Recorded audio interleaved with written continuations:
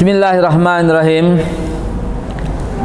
Bismillahirrazi la yadurru ma'asmihi syai'un fil ardi wala fis sama' wa huwas sami'ul alim.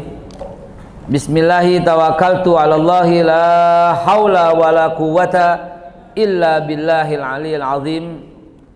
Bismillah rabbi Allah hasbi Allah tawakkaltu 'ala Allah i'tasamtu billah fawattu amri ila Allah ma syaa Allah la quwwata illa billah. Bismillahi amanna billah wa man yu'min billah la khaufun alaih. Bismillah tahasabna billah, bismillah tawakkalna billah.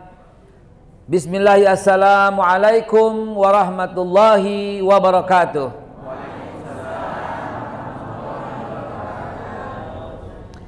Innal hamdalillah wa syukurillah ala nikmatillah. Wassalatu wassalamu ala Rasulillah Sayyiduna Muhammad ibn Abdullah wa ala alihi wa azwajihi wa zuriyatihi wa ashabihi wa ummati Muhammad sallallahu alaihi wasallam, amma ba'd. Pengurus yang saya hormati, yang saya muliakan, saya yang terima kasih atas kesempatan, atas izin dan ridhonya. Ibu-ibu yang sudah sekian kali kita jumpa, memang sudah lama, sehingga terakhir itu 2019 kemarin.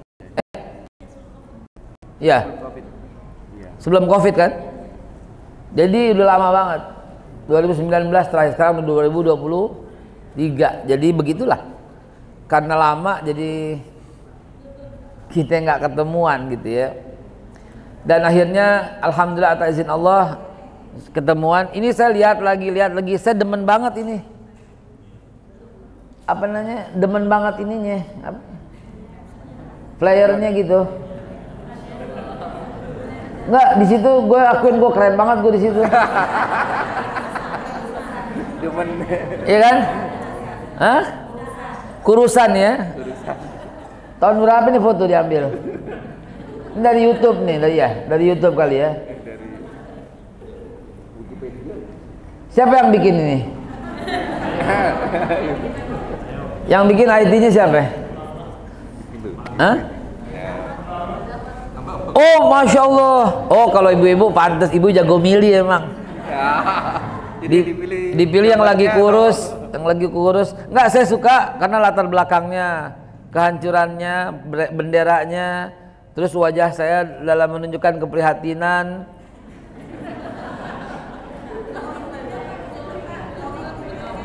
Terus diputihin, diglowingin.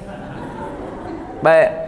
Apa boleh buat hari ini lebih cepat dari awal, dari waktu yang disediakan, dan lebih cepat juga saya minta maaf sebesar-besarnya karena hari ini ada haul 1 tahun persis wafatnya orang yang saya hormati ya, di daerah Koja, Jakarta Utara, dan dia selesai sebelum zuhur. Jadi kan saya harus cepat-cepat. Jadi kalau zuhur udah bubaran gitu ya. Jadi saya minta maaf yang sebesar-besarnya. Dalam waktu singkat akan saya sampaikan. Bismillahirrahmanirrahim. Sebenarnya materinya ada di sini, Ustaz. Materinya ada di sini. Saya akan copy ke sini, akan kirim ke antum, ya, dalam bentuk PDF barangkali ya. Bismillahirrahmanirrahim. Bismillahirrahmanirrahim. 'Ala Allahi la haula wala quwwata illa billah. Sebentar. USB storage. Peninggalan Nabi, orasi ilmiah dalam bentuk PowerPoint, Mas. Dalam bentuk PowerPoint. Bentar. Nah, ini saja saya share ke 4720 ya. Oke, 531. Siapa tuh 4720 antum kan? Salah share berarti saya. 531 tapi ya, gitu. 531. Entah siapa yang saya share dari tadi itu. Udah banyak banget padahal. Ada 8 materi udah kirim semua tuh padahal. 531 belakang. Ini ya. Betul. Waduh, yang tadi gue share siapa itu? Pak Agus. Hehehe, salah share Pak. Maaf. Orang bandara lagi ngurusin tiket, gua kasih materi, ampun dah. Udah. Udah itu mengintip aja dari tadi gue liatin. Pastikan nggak salah lagi. Jangan dong. Ini ada enggak bohong-bohong, bercanda. 531 ya. Saya kirimkan biar teman-teman. Oke, 531 ujungnya ya. Baik, sebentar, sabar ibu-ibu sekalian. Karena kalau dengan ini akan terstruktur dan jadi mudah nyampenya. Dan sekarang sudah saya kirim 531.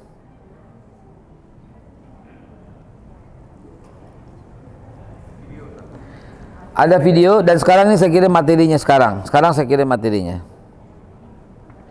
Bismillahirrahmanirrahim. Materinya judulnya orasi ilmiah. Orasi ilmiah profesor. Jangan sebut profesornya. Orasi ilmiah saja. Saya kirim ke antum ke 531 ya.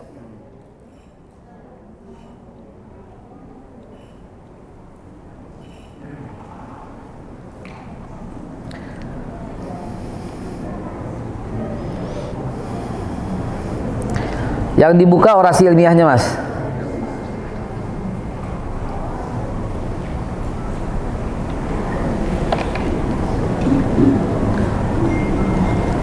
Sudah masuk, Mas? Orasi ilmiah? Sudah ya? Ini yang videonya. Baru video. Enggak, jangan. Orasi ilmiah aja, orasi ilmiah cukup.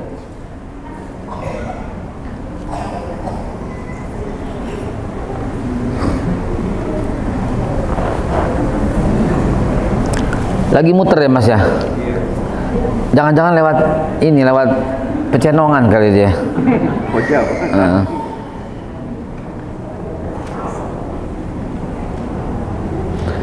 Oke, dengan mengucap Bismillahirrahmanirrahim, inilah materi yang saya sajikan untuk ibu bapak sekalian.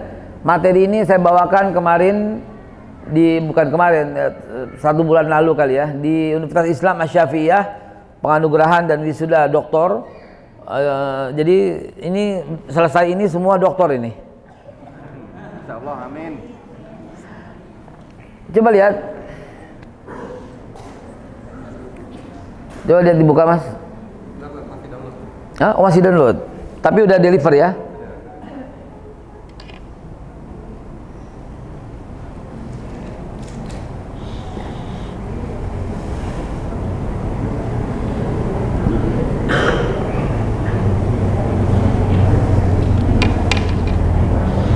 Sebelum ditayangkan, saya mau sampaikan sesuatu yang penting kepada Bapak Ibu sekalian.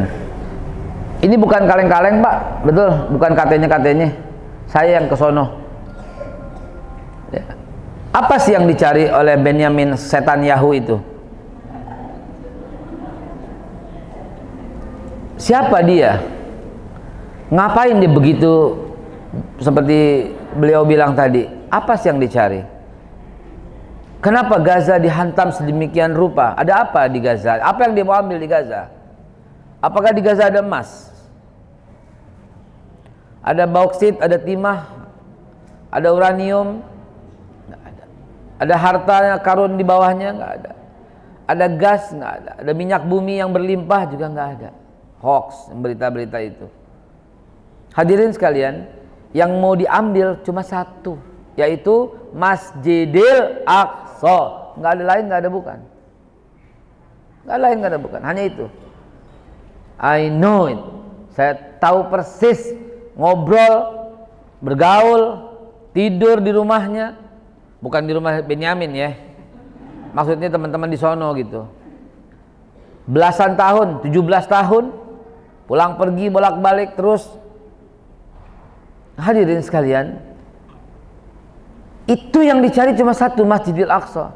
Tahun 2007 belum juga, Mas. Ada hambatan? Tahun 2007 ya, saya sudah buat sebuah buku. Bukunya berjudul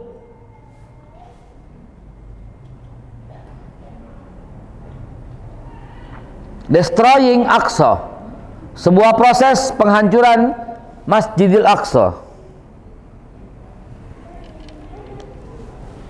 Sebuah proses penghancuran Masjidil Aqsa. Nama bukunya judulnya Tinjauan Historis Sejak Masa Pembangunan, Perebutan, dan Detik-detik Kehancuran Masjidil Aqsa 2007.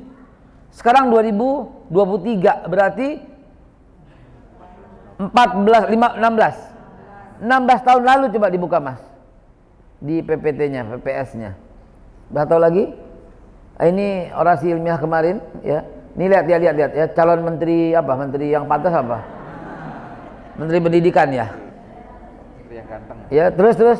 Ini bukunya, Destroying Aqsa. Sebuah proses penghancuran. Sebuah proses yang akan melumatkan Masjidil Aqsa. Lihat gambarnya. Lihat Tuhan mereka itu yang digadang-gadang itu loh. Ini ilustrasi yang saya rancang ya, saya lihat. Masjidil Aqsa sedang mau dihancurkan. Believe it or not ya ini. Ya, bukan cuma sekedar hubungan historis kita dengan bangsa Palestina. Diputarkan videonya Mas, Bung Karno Mas. Lengkap lah pokoknya hari inilah orasi ilmiahnya lah. Bukti ilmiahnya. Atau nanti dulu ya Mas ya. Ini aja dulu ya Mas. Ya, biar ini selesai dulu 20 menit lalu kemudian tanya jawab ya. Di PPS kan lagi saja.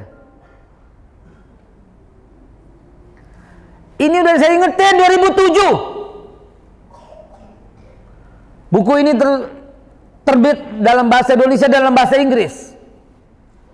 Saya bawa ke Palestina, 1 koper. Saya bagikan.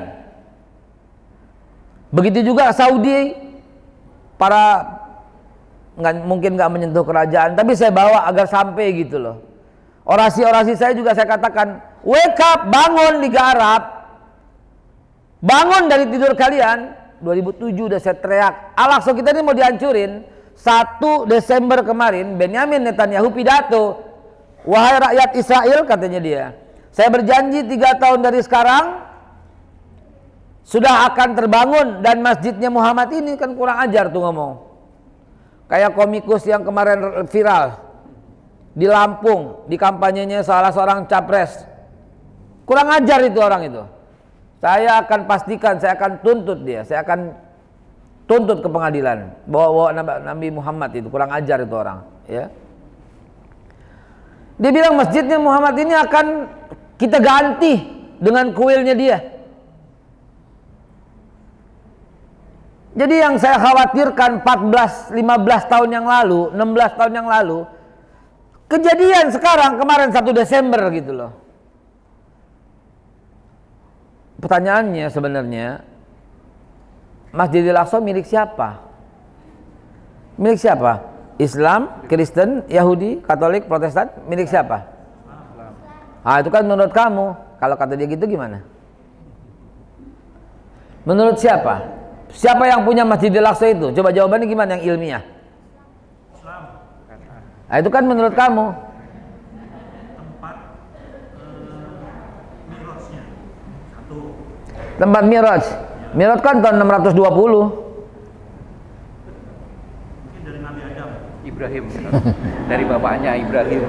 Ya? Dari Ibrahim. Gitu kan? Nah, inilah yang terjadi pada waktu saya diskusi dengan 5 orang profesor di Hebrew University Yerusalem. Saya bilang ke dia begitu. Subhanallazi asra bi abdihi laila minal masjidil. Stop. We don't believe in Quran, kata dia. Kami nggak percaya Quran. Don't talk about Quran here. Jangan ngomong soal Quran di sini. Oke, saya bilang. Emang itu jebakan Batman dari saya. Saya bilang, Prophet Muhammad said, la tusadda bidhal ila stop. And we don't believe him too. Dia bilang, dan kami juga nggak percaya dia juga. Don't say about hadis. Jangan juga bicara soal hadis di sini. Terus saya tanya, and what should we start our discussion to hold in? Apa yang mesti kita mulai dalam diskusi kita, yang mesti kita pegang? Dia langsung bilang, yang saya nanti. We talk from historical base. Media. Ayo kita ngomong soal pendekatan sejarah dong. Close your Quran and I will close our Torah and he close the Injil tutup Qurannya, Tauratnya, Injilnya, yes, saya bilang gitu. Langsung saya duluan yang tanya. Ini cara teknik diskusi untuk mengalahkan itu ya. Saya duluan yang tanya. Saya tanya sama dia, so when the Jewish start as a new religion in the world? Lalu kapan Yahudi dimulai sebagai agama di dunia ini? Dia bilang apa? Ini udah pakem, nggak ada yang orang yang ngerti sejarah pasti tahu. 930 BC, 930 sebelum Masehi, ketika Nabi Sulaiman wafat, barulah mulai Yahudi. Sebelumnya nggak ada agama Yahudi. Di dunia ini agama Yahudi muncul setelah Nabi Sulaiman wafat. When King Solomon died, divided kingdom of Israel. Gitu. Dibuka mas. Next mas. Next. Di PPT aja mas, di PPS aja mas. Di show, nah di next. Nah, ini Moshe Sharon orang yang dukung saya. Terus mas. Terus ini Kasim Abu Dayyeh yang dia Masjid Salim. Terus nanti kita terus. Nah, ini dia. Ini ya. Titik yang di tengah itu, yang sebelum berpencar dua itu di atasnya divided kingdom. Itu pakem mereka 930 sebelum Masehi. Oke, lalu saya tanya lagi lanjutan. Nah, ini dia nih. Argumentasi yang mengalahkan 5 orang profesor hanya dalam waktu 5 menit. 5 menit. 5 menit aja kalah. Dia bilang gini. Saya bilang, oke, bahasa Indonesia gini. Kapan Yahudi mulai ada di dunia ini? Dia bilang 930. Oke. Dan kapan yang namanya Christianity, when the Christianity start a religion in the world? Kapan agama Kristen dimulai di dunia ini sebagai sebuah agama? Pakemnya ada juga tahun 325. Udah pasti itu, semua orang tahu. 325 adalah Yesus diangkat jadi Tuhan tahun 325. Sebelumnya nggak ada agama Kristen. Lalu kemudian tahun berapa orang-orang protes, Yesus itu bukan Tuhan tapi anak Tuhan, sehingga memunculkan ajaran agama baru yang namanya protes. Jadi Protestan. Kapan itu? 411. Oke.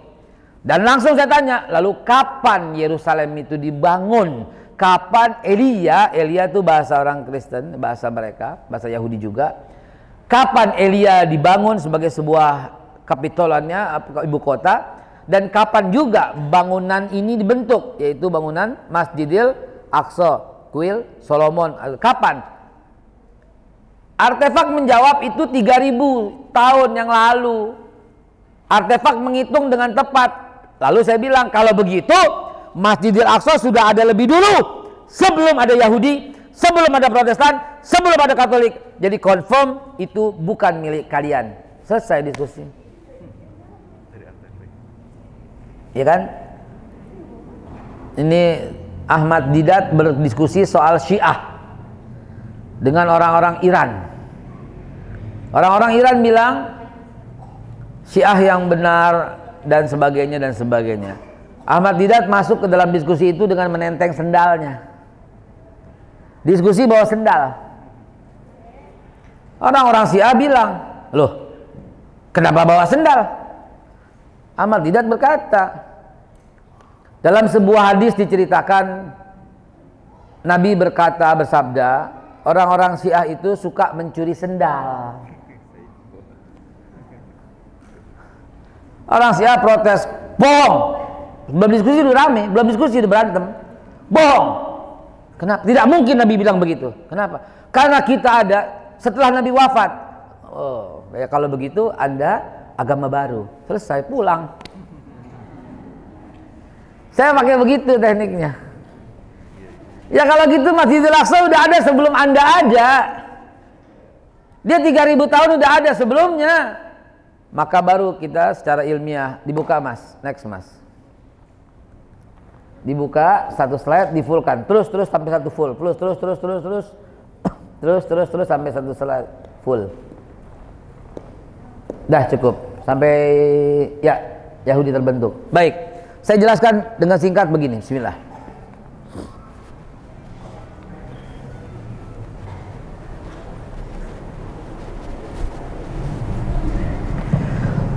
Maaf Pak, saya di sini ya. Kebanyakan ibu-ibu soalnya. Itu untuk rekaman. Banyakan ibu-ibu soalnya. Ntar ke situ sebentar, tenang aja. Ada pointer nggak ada? Nggak ada. Nggak apa-apa, nggak ada nggak apa-apa. Baik, lihat. Nabi Ibrahim lahir, Nabi Ibrahim dibakar, Ismail lahir dari seorang istri bangsawan. Awas kalau bilang budak. Nggak ada budak. Budak itu cerita orang Indonesia. Ibnu Hajar al-Asqalani bilang Siti Hajar itu bangsawan. Tarikh At-Tabari bilang Siti Hajar itu anak raja Hyksos. Ibnu Abbas radhiyallahu an, sahabat Nabi, bilang dia itu bangsawan. Amr bin As, gubernur yang diangkat oleh Umar bin Khattab ketika bertugas di Mesir, bilang Siti Hajar itu bangsawan, anak raja. Sejarah Indonesia doang yang bilang Siti Hajar itu budak. Sejarah kurang ajar. Makanya saya tulis buku meluruskan sejarah Islam. Dari mana dasarnya? Kitab apa yang diambil? Oh, Nabi sendiri yang bilang kok. Siti Hajar keturunannya ditutup-tutupi kok. Yang ucapkan itu Amr bin As, gubernur di Mesir yang diangkat oleh Umar bin Khattab. Karena memang asalnya aslinya orang Mesir. Tahu-tahu di Indonesia bilang Siti Hajar budak. Siti Hajar melahirkan Ismail, lalu melahirkan Nabi Muhammad. Ismail dan Nabi Muhammad keturunan budak, sehingga nggak sah kenabiannya. Itu orang Indonesia punya kerjaan, namanya Profesor Dr. Abdul Ghafur, dibikin bukunya tahun 1924. S1-nya tentang agama Islam, S2-nya ngambil tentang Wali Songo, S3-nya tentang perayaan Islam di Mekah, ngambil sarjana di Leiden University Belanda. Bukunya pada tahun 1924. Bukunya diambil oleh zaman Orde Lama untuk dimasukkan dalam buku sejarah. Ini kita dibohongin selama 100 tahun nih, sebentar lagi 2024. 100 tahun dibegoin oleh dia. Nama asli Profesor Dr. Abdul Ghafur adalah Snokur Kroonje. Orang Belanda yang nyaru jadi orang Indonesia. Ya, saya tahu persis, saya tulis buku 5 jilid untuk membantah dia itu. Bukunya udah saya kasih ke Pak Nuh dulu waktu zaman beliau Menteri Pendidikan. Setelah itu saya kasih lagi Pak Anies waktu dia jadi Menteri Pendidikan. Setelah itu saya bagikan juga ke anggota DPR. Nggak ada yang tanggepin. Makanya saya bertekad, gue mesti jadi menteri, mesti buat gorobah ini beneran. Sepakat nggak? Cakep. Saudara biar bisa bedain yang mana serius sama mana bercanda ya. Ntar disangka serius lagi gue kepengen. Jadi Nabi Ismail, lalu kemudian setelah itu kelahiran Nabi Ishak, lalu kemudian pembangunan Ka'bah, lalu kemudian pembangunan Masjidil Aqsa 1837 sebelum Masehi. Yahudi udah ada belum? Itu yang maksud saya ilmiah. Yahudi ada ntar tuh 930, pembentukan agama Yahudi tahun 930. Ini pembangunan Masjidil Aqsa 1837. Berapa jaraknya? 1000 tahun kurang lebih. Jadi mana mungkin itu dimiliki oleh Yahudi? Udah ada kok. Itu yang saya maksud. Ini di luar Quran, di luar hadis, di luar apa kata mereka. Padahal ada hadisnya semua. Saya tulis tuh hadis Ibnu Abbas. Hadisnya Bukhari Muslim. Hadis Ibnu Abbas dari Abizar Al-Ghifari. Abizar menceritakan, Ibnu Abbas bertanya pada Rasul, "Ya Rasulullah, bangunan apa yang pertama kali dibangun?" Nabi menjawab, "Masjidil Haram." "Kemudian apa ya Rasul?" "Masjidil Aqsa." "Berapa lama jaraknya ya Rasul?" "Arba'in sanawat," kata Nabi, 40 tahun. Jadi udah dibangun duluan. Baru kemudian Nabi Yakub lahir, baru kemudian Nabi Yusuf lahir, baru kemudian Nabi Yusuf membawa sini ya. Gantian loh. Iya Pak, ini penting buat kita pahamin. Ini ilmiah. Ini bertanggung jawab atas segala kekayaan intelektual. Ini bertanggung jawab atas segala studi pustaka. Baru kemudian Nabi Yusuf lahir. Baru kemudian Nabi Yakub menyerahkan kepada Nabi Yusuf kecil ini. Semuanya tinggal di Masjidil Aqsa. Tadi MC kita bilang sekilas tentang kemuliaan Masjidil Aqsa. 23 orang Nabi yang tinggal di Masjidil Aqsa. 23 orang Nabi tinggalnya di Masjidil Aqsa. Gimana nggak mulia? Gimana nggak mulia tempat itu? Dipilih oleh Allah tempat pertemuan Rasulullah dengan semua para Nabi, Masjidil Aqsa. Di dunia ini ada satu titik yang dalam Al-Quran disebut, tadi guru saya, beliau ini Masya Allah bersama saya beberapa kali, disebut dalam Al-Quran, Allazi barakna haulahu, yang kami berkahi di sekelilingnya semua. Hanya Masjidil Aqsa yang disebut begitu. Kiblat pertama umat Islam Masjidil Aqsa. Di dunia ini ada titik yang nembus ke surga, dipilih oleh Allah titik itu. Bukan kebetulan, memang Allah pilih. Karena itu begitu istimewanya. Titik itu menembus ke Sidratul Muntaha. Jadi porosnya bumi. Di mana? Masjidil Aqsa. Orang bilang Ka'bah, enggak, Aqsa. Kan Nabi ke Sidratul Muntaha dari Masjidil Aqsa. Ka'bah adalah poros dunia, katanya. Orang tawaf di sana. Kalau berhenti tawaf, kiamat ini. Lah Covid kemarin setahun berhenti. Suka ngada-ngada orang betul-betul. Biasa aja Bu, biasa aja. Jangan suka berlebih-lebihan, biasa aja. Nah kalau itu Sidratul Muntaha memang Allah yang tunjuk. Tempat tinggal landasnya buruk, Sidratul Muntaha. Dan Nabi yang bilang, seafdal-afdalnya sujud seorang hamba ketika dia sujud di Masjidil Aqsa. Nabi yang bilang. Bukhari Muslim hadisnya. Akan terjadi kata Rasulullah. Dan hampir terjadi, maaf kata Rasulullah. Luas tanah sebesar tali sendal kalian lebih afdal dari semua tanah yang ada di bumi. Itulah tanah Masjidil Aqsa kata Rasul. Jadi mereka tahu keistimewaannya. Udah dibangun Masjidil Aqsa di sana. Yang nempatin siapa? Nabi Ibrahim, kemudian Nabi Ishak, Nabi Ismail di Mekah. Di Masjidil Haram yang menjadi kiblat kita berikutnya nanti setelah Masjidil Aqsa. Setelah Nabi Ishak, Nabi Yakub tinggal di sana. Habis Nabi Yakub, Nabi Yusuf, abang-abangnya ngiri. Gitu kan? Abang-abangnya ngiri, Yusuf dibuang ke sumur. Dibawa oleh pedagang, bawa ke Mesir. Nabi Yusuf berjaya di Mesir. Dibawa lagi Nabi Yusuf dan semua kakak-kakaknya pindah ke Mesir. Ketika pindah ke Mesir, Ramses mati, Nabi Yusuf wafat. Kemudian raja berikutnya Fir'aun. Bani Israel udah mulai banyak. Bani Yakub nih yang dibawa sama Nabi Yusuf, ya itu udah mulai banyak. Fir'aun ketakutan karena jumlahnya banyak. Kalau begitu setiap bayi yang lahir laki-laki harus dibunuh. Nabi Musa selamat dari pembunuhan itu, ya kan? Ceritanya gitu kan? Lalu kemudian Nabi Musa membangkitkan diri dari Bani Israel untuk jangan mau dijadikan budak. Lalu kemudian matilah Fir'aun dalam keadaan terhinakan, ya, di laut, gitu. Terus orang sekarang bilang agama yang dibawa sama Nabi Musa agama apa? Agama yang dibawa sama Nabi Musa agama?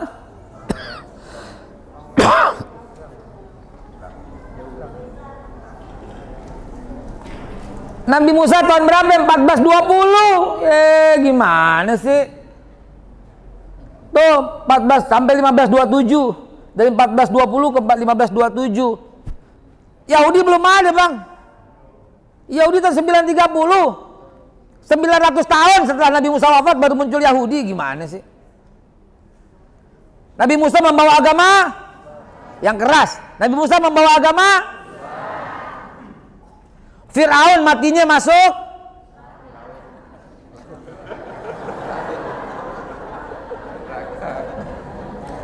Fir'aun matinya masuk agama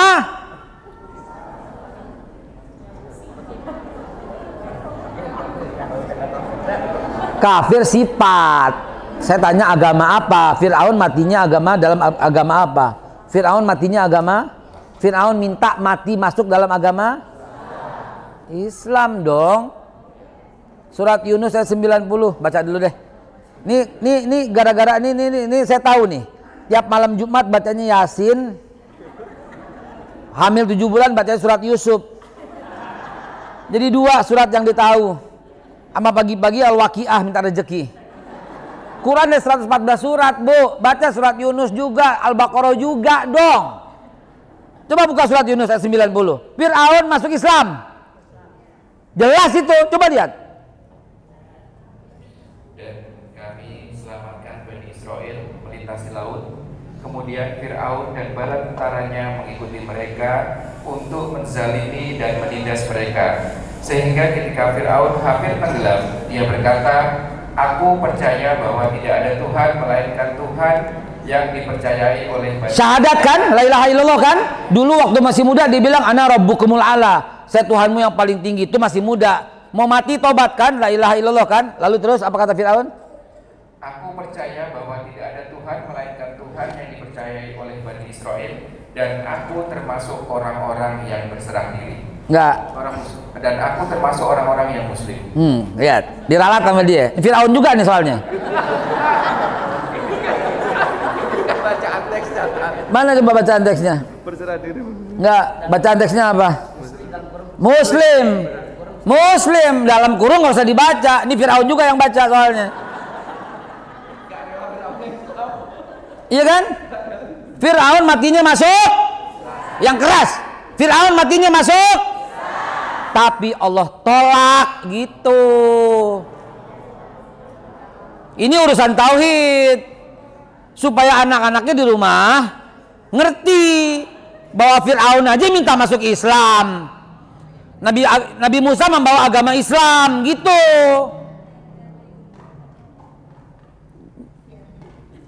Oke?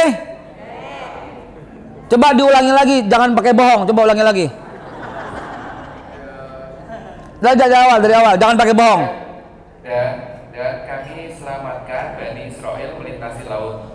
Kemudian Fir'aun dan bala tentaranya mengikuti mereka untuk menzalimi dan menindas mereka. Ya, dengerin sama. Ketika Fir'aun tenggelam, dia berkata, "Aku percaya bahwa tidak ada Tuhan melainkan Tuhan yang dipercayai oleh Bani Israel, dan aku termasuk orang Muslim." Takbir. Kenapa tadi lu baca berserah diri? Fir'aunnya berkata, "Aku termasuk orang Muslim." Udah mau mati baru begitu. Itu baru 91-nya. Makanya ngajinya biar utuh. Kalau ngajinya pakai YouTube separuh, kuotanya habis, selesai. Ayat 91 baru Allah bilang, kenapa baru sekarang? Ayat 92 enggak pakai. Justru kami selamatkan kamu supaya bisa jadi pelajaran orang di akhir nanti. Gitu. Tapi anak-anak kita harus paham bahwa agama yang dibawa Nabi Musa adalah agama Islam. Fir'aun aja didakwah sama Nabi Musa supaya masuk agama Islam. Itu surat Yunus 84. Nabi Musa baru sampai di Mesir langsung bangun masjid. Itu surat Yunus 87. Fir'aun diajak masuk Islam sama Nabi Musa. Fir'aun tolak, saya lebih tinggi dari Tuhanmu. Dikejar, begitu nggak selamat baru amantu bi Rabbi Musa wa Harun, surat Toha. La ilaha illallah, kata Fir'aun, la ilaha illa allazi amanat bi Banu Israel.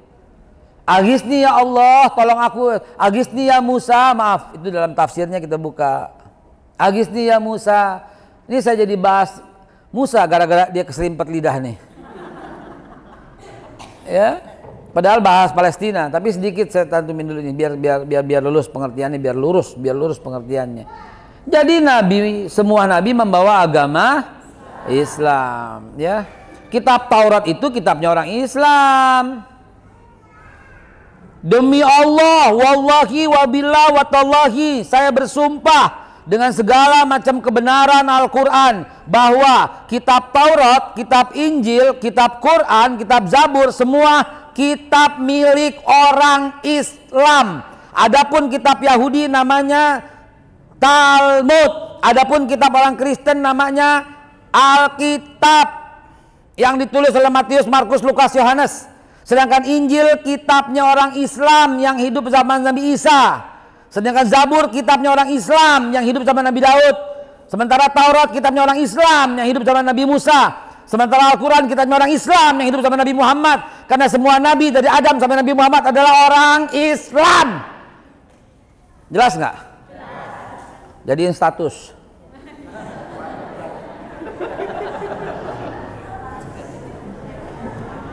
Nabi Musa wafat. Setelah Nabi Musa wafat, kelabakan mereka. Al-Maidah 20 sampai 26. Lalu disambung sama Al-Baqarah 246. Setelah Nabi Musa wafat, kata Allah, mereka itu kocar-kacir. Kenapa? Karena mereka nggak mau diarahkan sama Nabi Musa ke tanah yang dijanjikan, yaitu Palestina. Nggak mau mereka. Dan Allah batalkan perjanjian itu. Kenapa orang sekarang nuntut? Bego atau gimana? Yang dijanjikan kan bukan dia. Yang dijanjikan Nabi Musa dan Nabi Harun. Lah kok Benyamin bilang tanah yang dijanjikan, yang janjiin lu siapa, Min? Gitu kan? Siapa yang janjiin lu? Nggak ada yang janjiin lu. Tapi itu klaim sepihak. Nah, karena itu teman-teman sekalian, cerdaslah dalam memilah dan memilih. Setelah Nabi Musa wafat, dibangkitkan oleh Allah Nabi Yusha bin Nun untuk membawa Bani Israel kembali, dan masuklah dia kembali. Lalu setelah itu Allah buat raja yang namanya Raja Talut.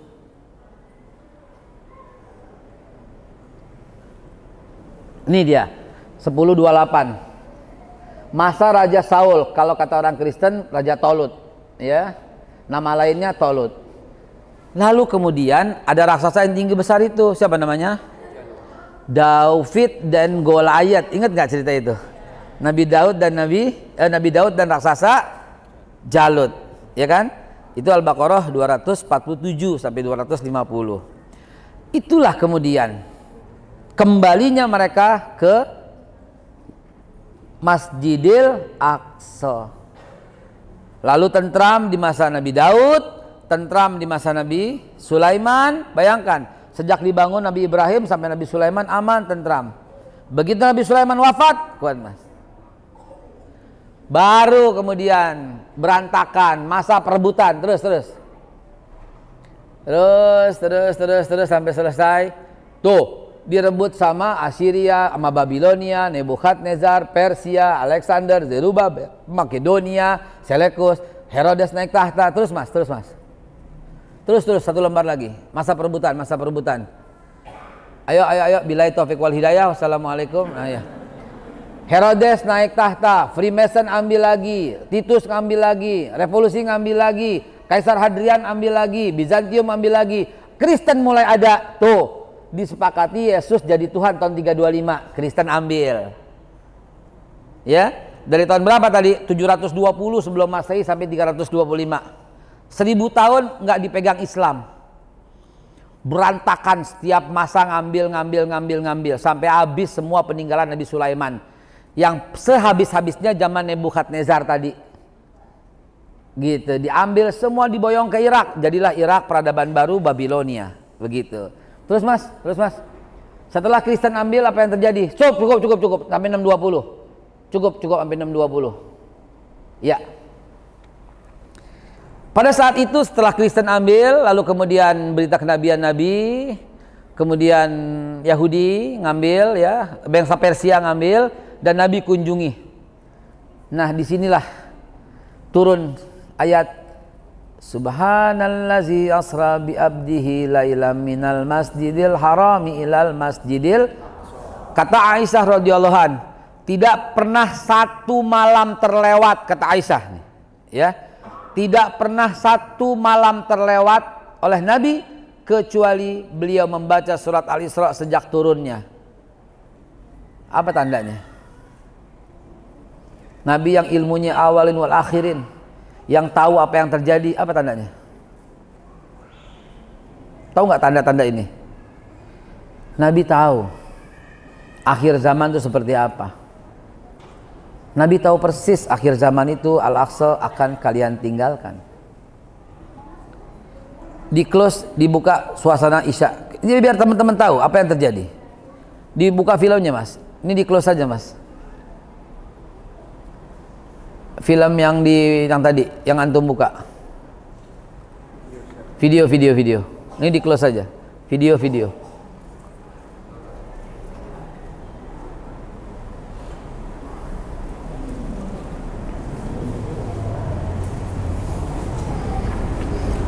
Video masuk ke, nah itu mas. Ayo, ya ini coba diputar menjelang Isya, digedein volumenya coba, di speakerin. Ya.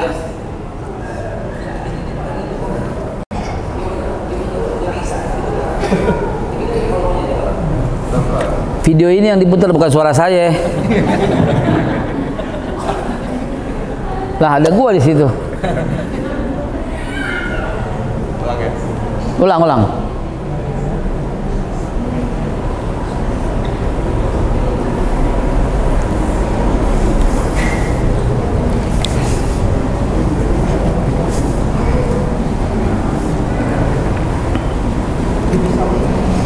Tuh suasananya kayak gitu.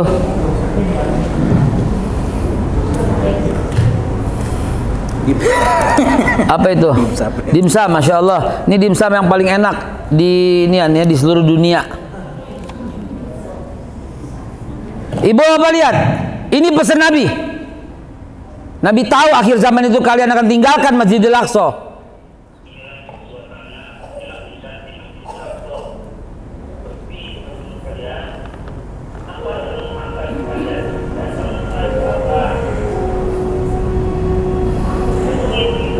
Dua soft, 3 soft. Mana yang umroh? Saya katakan yang umroh tapi nggak ke Aqsa, khianat sama Rasul. Silahkan didebat sama ulama siapa, saya nggak takut. Anda kalau cuma umroh doang, nggak pernah menginjakkan kaki di Masjidil Aqsa, khianat. Ditinggalin Masjidil Aqsa, sampai sepi kayak gini. Nabi nggak pernah bedain. Maimunah sampai bertanya, ya Rasulullah, kalau udah tua gimana? Tetap berangkat, berbondong-bondong kalian ke Masjidil Aqsa. Perintah Rasul, la tusir abidihal ila salasal masajid, Masjidil Haram, wa Masjidil Hadza, wa Masjidil Aqsa. Kenapa umrah plus Turki? Kenapa umrah plus Mesir? Emang Nabi pernah perintahkan? Yang Nabi perintahkan ke Aqsa kok, agar Aqsa tetap eksis. Kenapa Israel berani? Karena dia merasa Aqsa kalian tinggalkan. Itu aja masalahnya. Nabi udah pesenkan rame-rame ke sana. Sultan Salahuddin Al-Ayyubi membangun makam Nabi Musa, membangun makam Nabi Syuaib, membangun makam Nabi Daud, membangun makam Nabi Sulaiman, membangun makam Nabi Yunus, membangun makam banyak. Ketika ditanya, kenapa Sultan Salahuddin Al-Ayyubi banyak sekali membangun makam? Agar semua orang ke Masjidil Aqsa. Itu jawaban Sultan Salahuddin Al-Ayyubi. Agar Masjidil Aqsa tetap di tangan kita. Umat Islam abaikan itu. Mereka duduki tahun 48. Bayangkan sejak zaman Umar bin Khattab tahun 636 diambil oleh Umar bin Khattab. Jangan lagi lepas, kata Umar bin Khattab. Jangan lagi lepas. Tahun 636 sambil membuatkan surat Ma'wa'adal Umariyah. Jangan lepaskan lagi Aqsa. Jangan lepaskan. Lepas tahun 48. Saudi Arabia nggak melakukan tindakan yang berarti. Begitu juga liga-liga Arab lainnya. Saya bukan muji-muji ya. Ini masa era kepemimpinan ini jadi rawan. Padahal saya selalu ngomong seperti ini. Pemerintah kita doang yang paling peduli dengan Al-Aqsa. Presiden Jokowi mengusulkan embargo minyak untuk Israel supaya pesawat itu nggak bisa membunuh-bunuhin orang, kata presiden. Diveto sama Saudi Arabia. Presiden Jokowi pernah memberikan usulan untuk memboikot, nggak disetujui sama Liga Arab. Pak Prabowo Subianto aksi nyata 5 miliar dibawa ke sono untuk pengungsi. 51,5 ton bantuan dibawa ke sono. Ibu Retno luar biasa. Ya, dia tuding tuh Sekjen PBB, Emmanuel Guterres. Kalau ada bayi yang mati lagi sekarang, Anda yang bertanggung jawab. Digituin sama Bu Retno. Bu Retno kemarin mengusulkan kejahatan perang yang diusul oleh Benjamin Netanyahu. Nggak ada yang berani seperti Indonesia. Presiden Jokowi datang langsung menemui Joe Biden dan berkata, stop Pak pembunuhan di sana, stop Pak. Nggak ada yang berani seperti kita. Bukan saya muji-muji gimana ya, tapi ini memang aksi nyata. Jadi teman-teman sekalian, kesimpulannya 3 menit lagi tuh saya bicara. Kesimpulannya adalah ayolah gitu loh. Datangi dong. Ini Isya, subuhnya lebih parah lagi. Ada subuhnya Mas, coba Mas. Ya, subuhnya sebelahnya tuh yang gambar. Nah iya, subuh tuh. Ini subuh. Subuh. 1500 tahun yang lalu Nabi udah bilang, kalian tuh bakal tinggal di Masjidil Aqsa. Bahkan kata Nabi, bawakan minyak zaitun.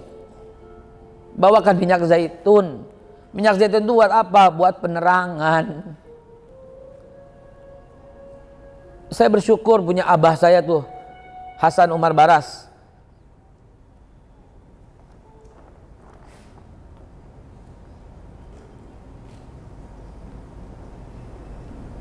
Di play aja Mas ya. Di play aja, play aja. Emang itu gambar kok. Di play aja, di play.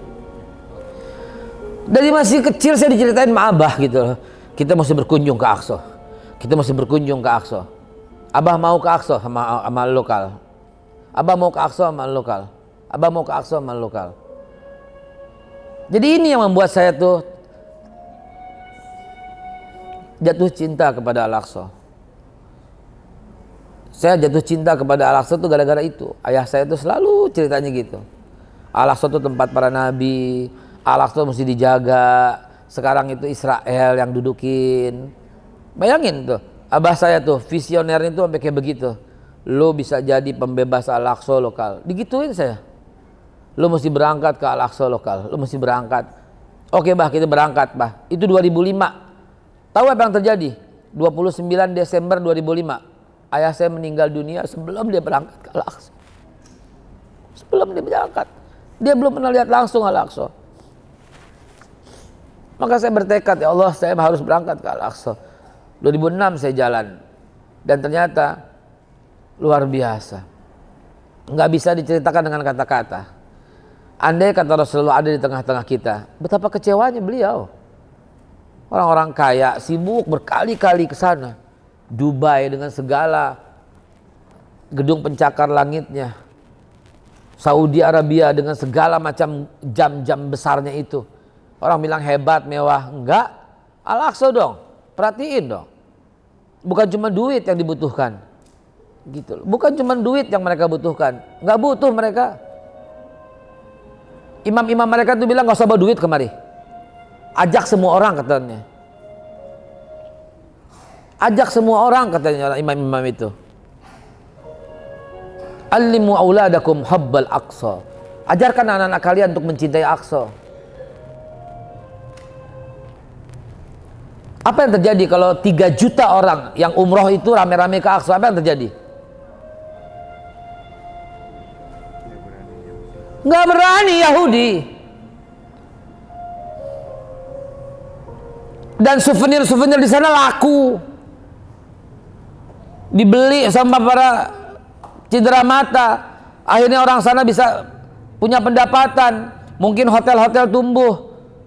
Nih saya bawa salah satu souvenir tangan anak-anak di sana yang menggambarkan cerita Al-Aqsa dan sekitarnya. Hasil karya anak-anak sana. Iya, diukir dari keramik. Ini yang dijual di sana. Saya bawa ke sini. Siapa tahu ada yang mau berminat, silahkan. Ya, saya akan bawakan hadiah itu untuk orang di sana. Sambil saya bilang, nak, ini hadiah dari teman-teman ibu-ibu pengajian di Masjid Al-Aqsa. Jam 10 persis lewat 1 menit, maaf saya sudahi. Ini lembar keberapa padahal banyak sekali. Apa boleh dikembalikan ke PowerPoint? Boleh tambah 3 menit? Tambah 3 menit boleh? Pengurus 3 menit. Terus Mas, terus enggak terus. Nah, ini bukti-bukti doang bahwa Israel tuh enggak ada. Tuh, Department of Palestine, terus. Petanya juga petanya. Semua nih, peta-petanya semua Israel enggak ada. Lihat. Tuh, Student Map of Palestine. Terus Mas, saya pengen tahu nih dia. Ini perangko dan koin. Enggak ada Israel enggak ada. Terus Mas. Nah, ini aja dimulai di sini, di PPS kan. Ya. Diklik dulu ini, lagi, terus diklik, ya. Baru di PPS kan. Ya, lagi. Rencana mereka apa? Ini Masjidil Aqsa kita, ayo. Ini Masjidil Aqsa kita akan dirubah menjadi mana? Ini janji dia 3 tahun lagi. Terus Mas. Tuh, janji dia ini, janji si Benyamin. Terus Mas. Marketnya udah dibangun. Terus. Ini buat pariwisata semata. Terus. Ini marketnya. Terus. Tuh, bawah tanahnya dirancang loh. Ini bawah tanahnya loh. Saya foto, saya masuk sendiri. Ayo. Ini masuk. Ya, ayo ada. Ini saya 15 tahun yang lalu. Masih six pack tuh. Terus. Ini kolongnya. Ini kolong Masjidil Aqsa 15 tahun yang lalu. Bagaimana sekarang coba? Ada videonya yang saya kirimkan, udah retak bawahnya semua. Dia udah teriak-teriak 15 tahun lalu saya udah teriak gitu loh. Terus Mas. Tuh, tiang-tiangnya terus. Tuh. Terus. Tuh.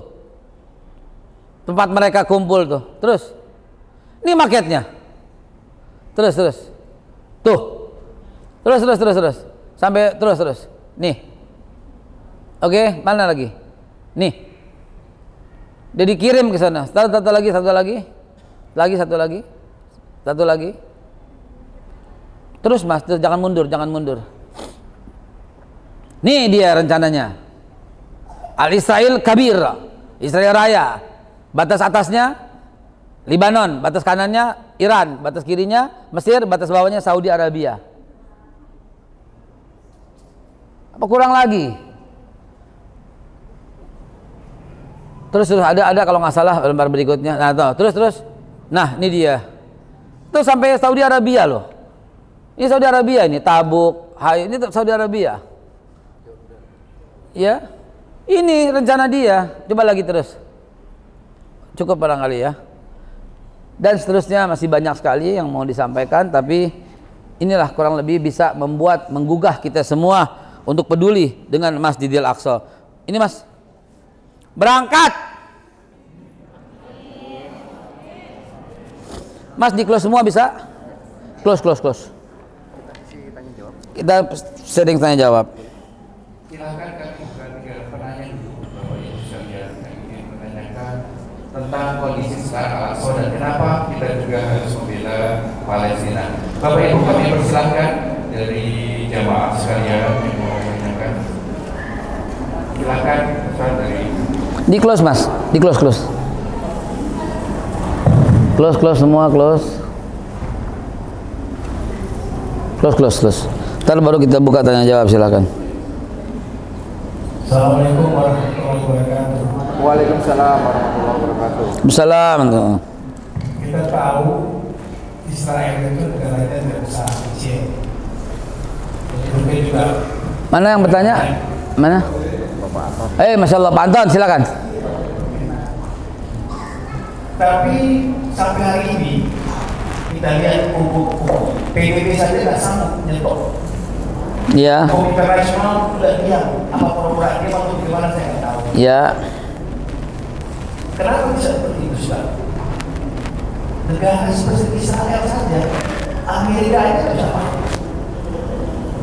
Tapi saya yakin Palestina akan merdeka.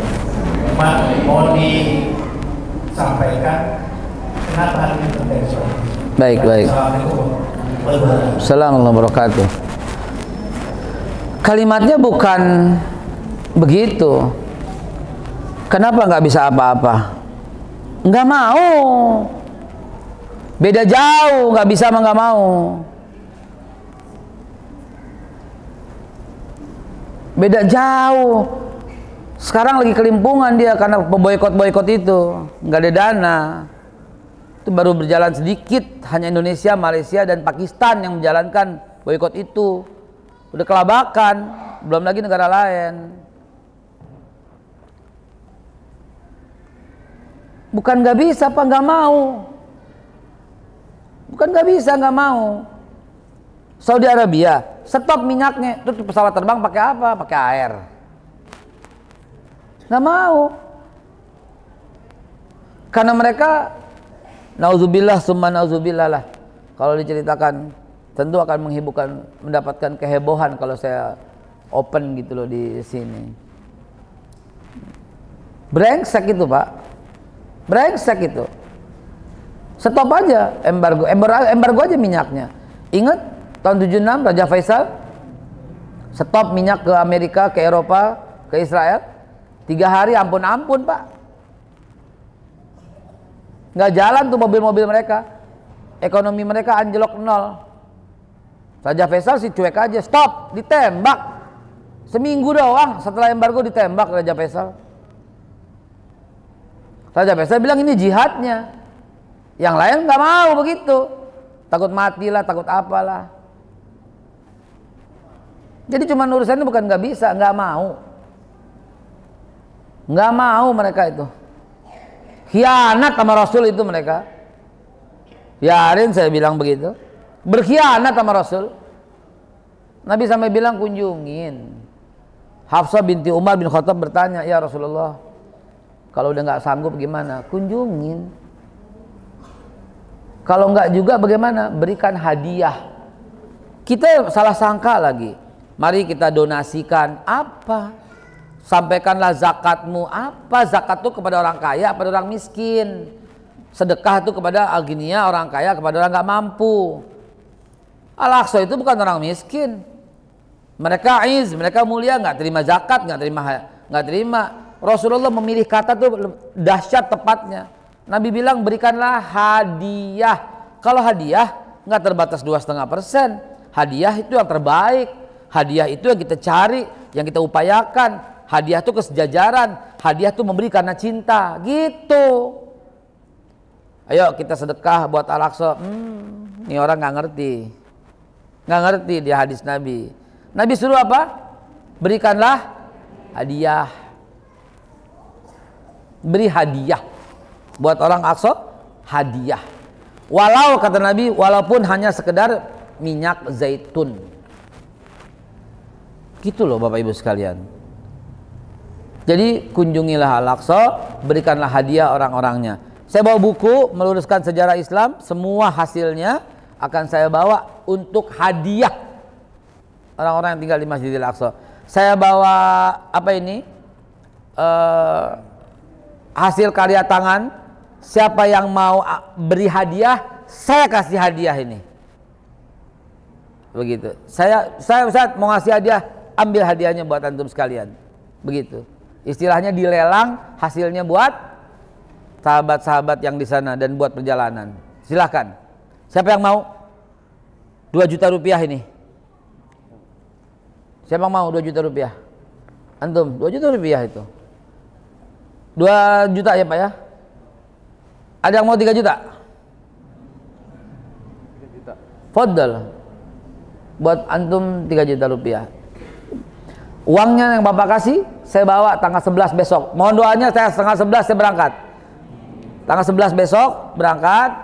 Tiket apa ini saya tadi WA-an itu sama yang beli tiket. Yang saya kasih bukannya transfer duit, malah materi Aqsa saya kasih. Dibingung, emang bisa dijual nih Tat. Lo beli tiket, dapat tiket jam 00.35 pesawat Etihad 00.35 dari Soekarno-Hatta. Ya 00.35 berarti mendarat di Amman, lalu dari Amman saya naik mobil ke pengungsian. Saya cuma mohon doa setulus-tulusnya. Jihad ini saya sampai di sana kagak ada peluru. Kalau ada roket, ada peluru ke pengungsian, saya nggak kembali gitu kan. Astagfirullahaladzim. Saya mohon doanya. Saya membawa amanah untuk membawa ke tempat teman-teman pengungsian. Dan ketika saya tiba di sana, saya bisa menyampaikan amanah langsung kepada anak-anak korban kebrutalan Israel, na'udzubillah laknatullah. Saya bisa pulang selamat ke tanah air.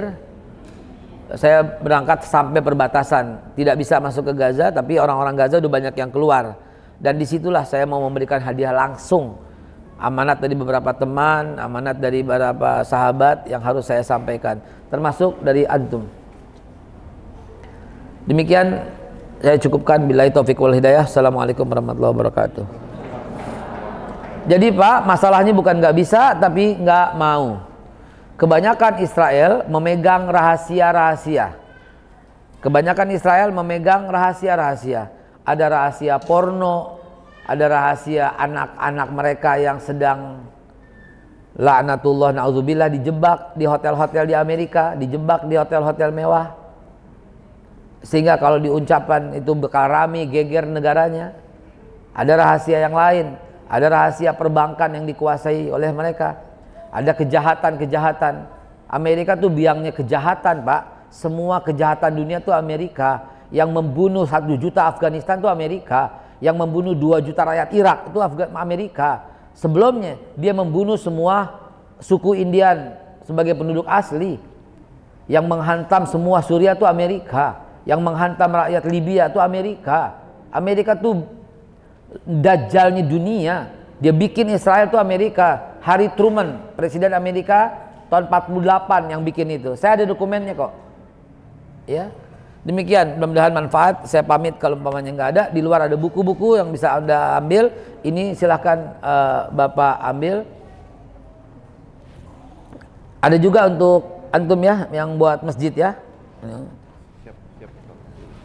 Bismillah, kalau nggak ada pertanyaan lagi saya pamit. Kalau ada, masjid saya lanjutin. Ada pertanyaan yang mau disampaikan?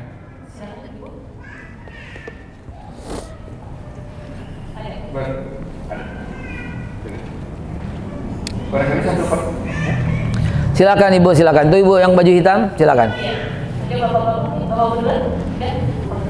Saya izin balik. Silakan Ibu. Mungkin kalau ibu-ibu dengan bapak-bapak tuh kita beda ini ya, beda emosinya. Kalau kami itu sering scrolling media sosial. Nah itu melelahkan kami. Jadi di Instagram kan feednya munculnya yang pesawat ya anak-anak yang dibantai dan sebagainya. Nanti. Saya pribadi itu merasa ini sampai kapan ya?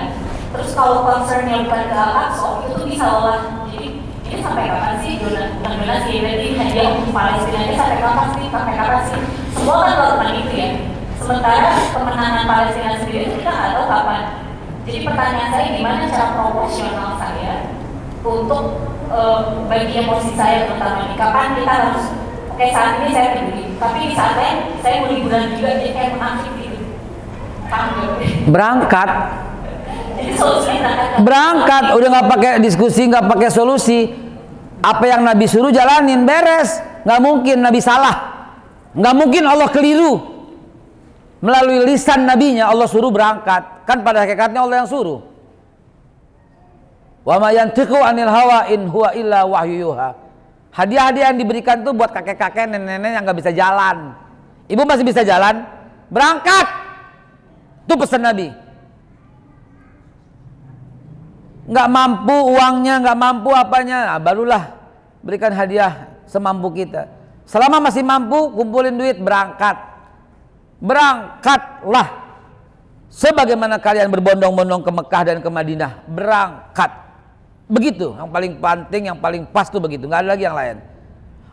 Ustadz kan bahaya. Lihat, nggak mungkin Allah suruh sesuatu yang bahaya, nggak mungkin. Yuridullah bikumul yusra, wala yuridu bikumul usra.